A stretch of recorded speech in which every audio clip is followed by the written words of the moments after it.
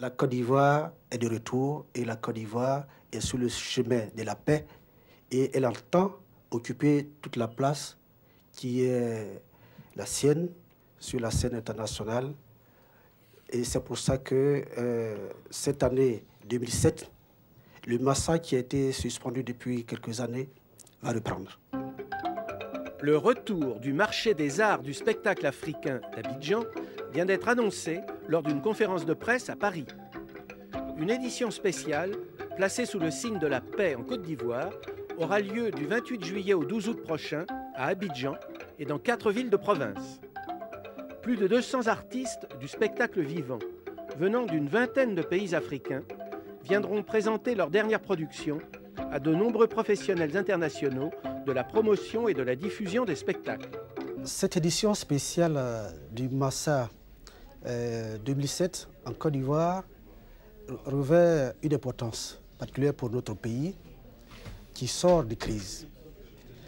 Nous tenons, par l'organisation de ce Massa, à rassurer d'abord les Ivoiriens eux-mêmes sur leur capacité de dépassement, sur leur capacité à aller de l'avant, quelle que soit l'adversité, quels que soient les problèmes.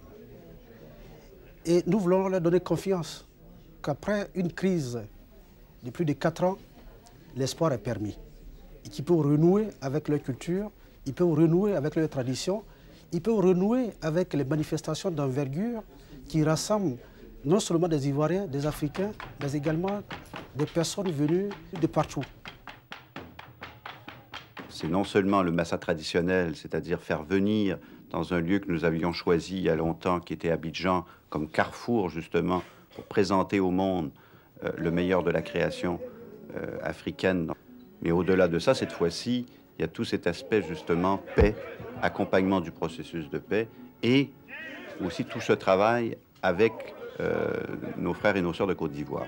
Ça, c'est extrêmement important parce que c'est l'originalité de ce massa spécial, de profiter de cet événement pour aller au-delà, utiliser la culture dans ce qu'elle a de plus noble pour contribuer justement au processus démocratique et au processus d'affirmation aussi des différences, mais qu'elles puissent vivre ensemble.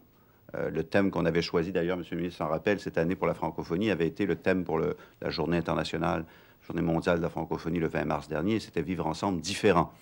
Et Dieu sait si c'est le défi qu'on voit non simplement dans l'espace francophone, mais dans le monde entier aujourd'hui, c'est cette difficulté, au-delà de nos différences, de réussir par le dialogue et le respect de l'autre, à construire des choses ensemble. Et je pense que le Massa, justement, ce Massa spécial, devrait là aussi donner un éclairage dans le brouillard parfois qu'on voit à travers le monde.